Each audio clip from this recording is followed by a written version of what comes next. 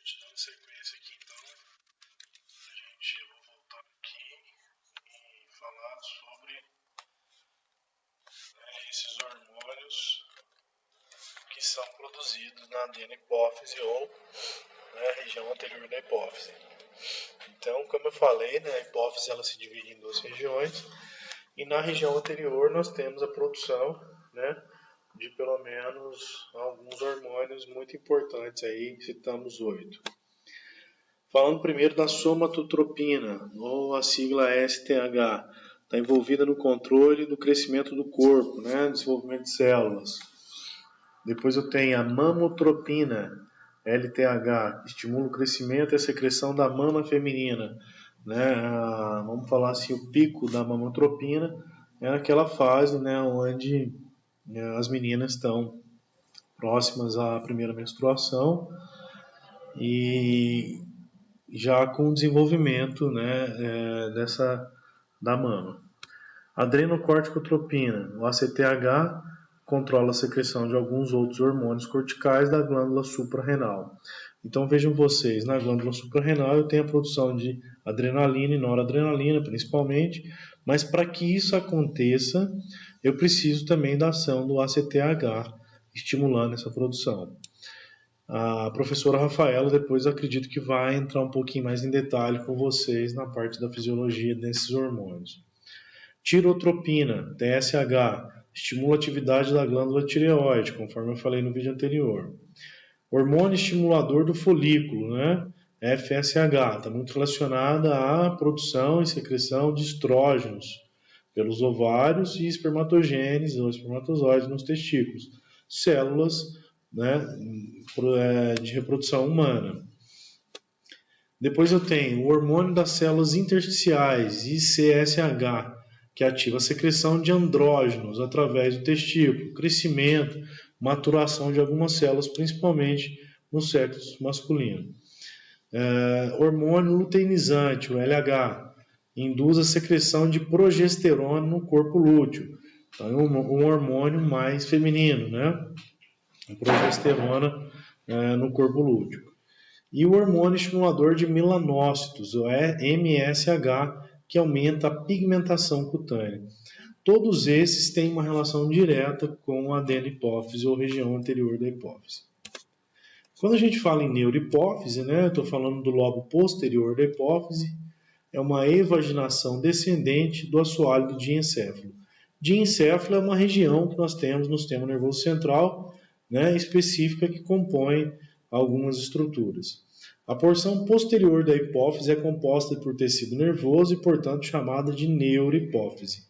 Então, essa porção posterior é muito rica em células nervosas e daí o nome neurohipófise.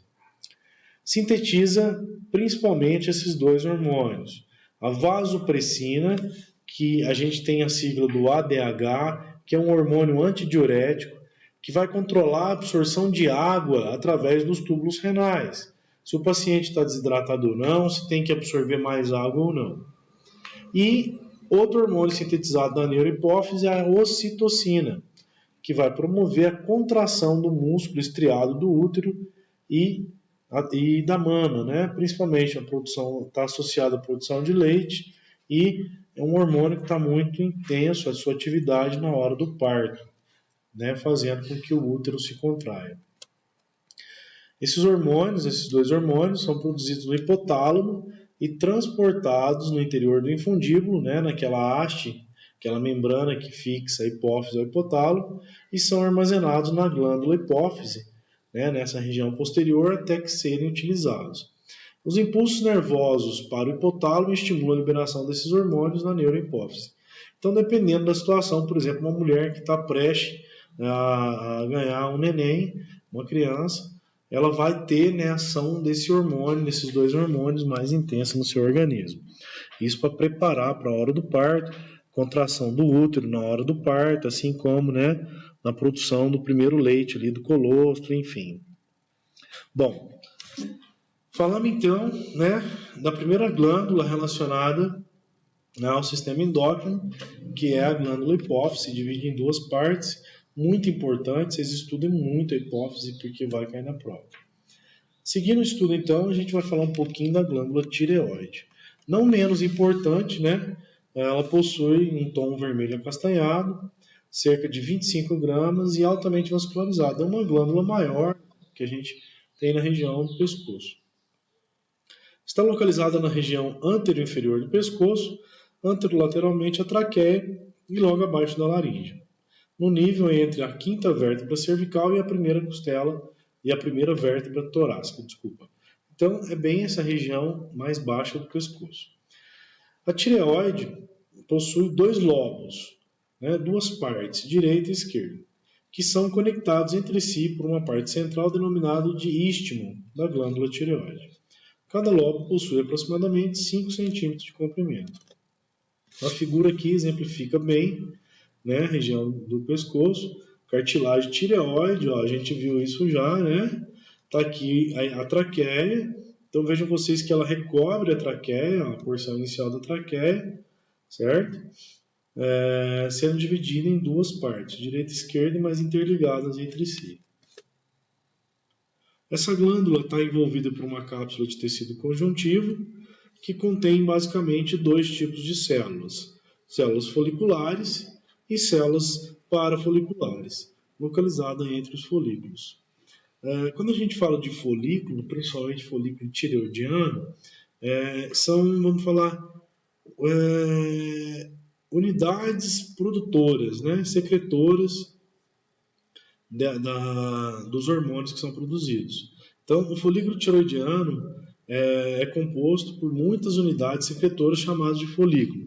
As células foliculares elas vão secretar e armazenar dois hormônios principais, que são os hormônios tireoidianos, que é o tiroidotiromina, que é o T3 e o T4. Esses dois hormônios, né, o T3 é provavelmente o estimulador principal do ritmo metabólico da célula, com ação muito poderosa e imediata, enquanto o T4, uma ação menos rápida. Tanto o T3 como o T4 são hormônios que vão estar atuando diretamente no metabolismo, gente. Por isso que a gente entende que pessoas que apresentam tanto o hipotireoidismo, né, uma função reduzida dessa glândula, ou hipertireoidismo, uma função exacerbada dessa glândula, podem ter interferências diretas no metabolismo e isso repercutir com ganho de peso ou perda de peso. Essas glândulas parafoliculares elas secretam o seguinte hormônio: calcitocina, que regula o metabolismo de cálcio, principalmente suprindo a reabsorção óssea.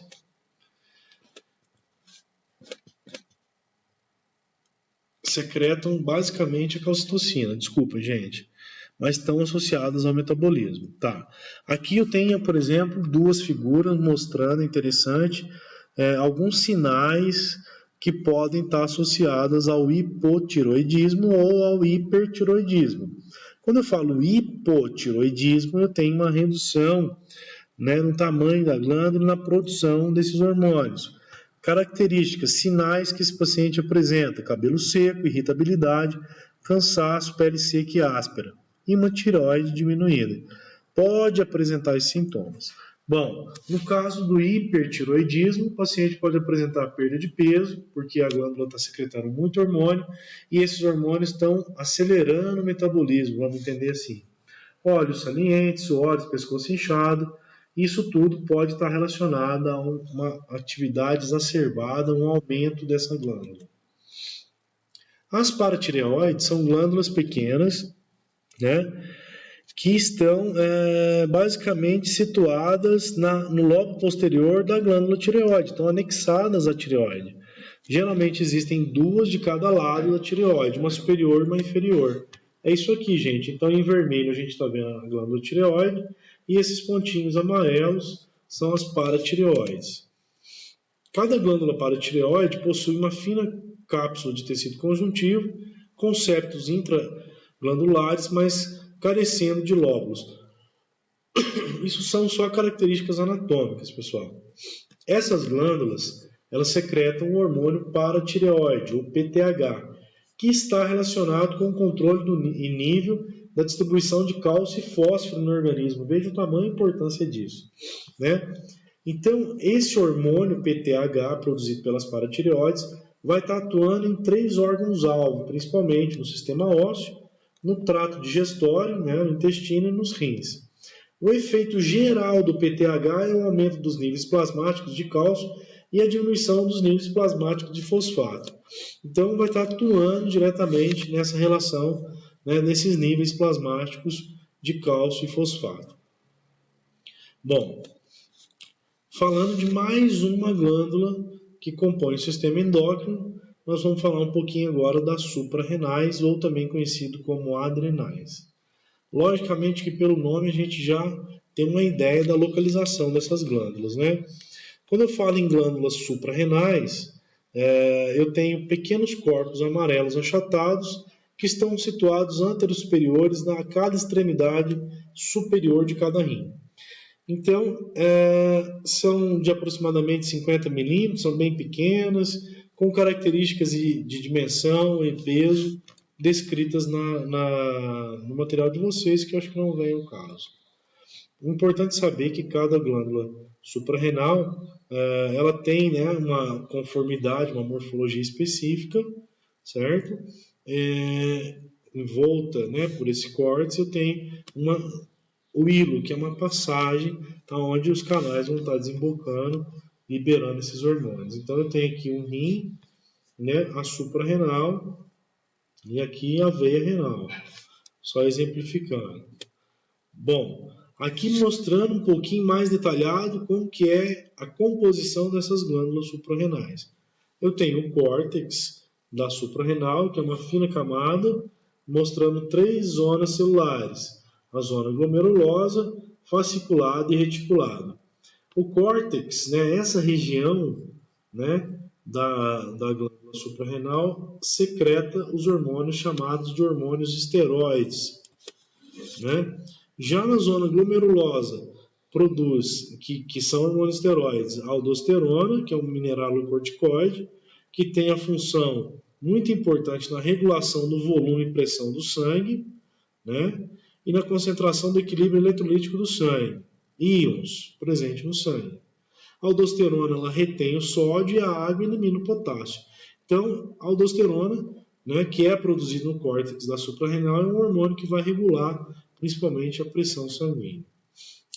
Na zona fasciculada, que é uma zona do córtex da suprarrenal, também tem uma produção, né, de hormônios que mantêm o equilíbrio de carboidratos, proteínas e gorduras, os glicocorticoides. Ou seja, o principal glicocorticoide é o cortisol, né, esse hormônio, e eles vão estar atuando na quebra de carboidratos, proteínas e gorduras. A zona reticulada, que é mais uma parte do córtex da suprarrenal. Também a produção, principalmente de hormônios sexuais, relacionados, por exemplo, a progesterona, estrógenos e os andrógenos.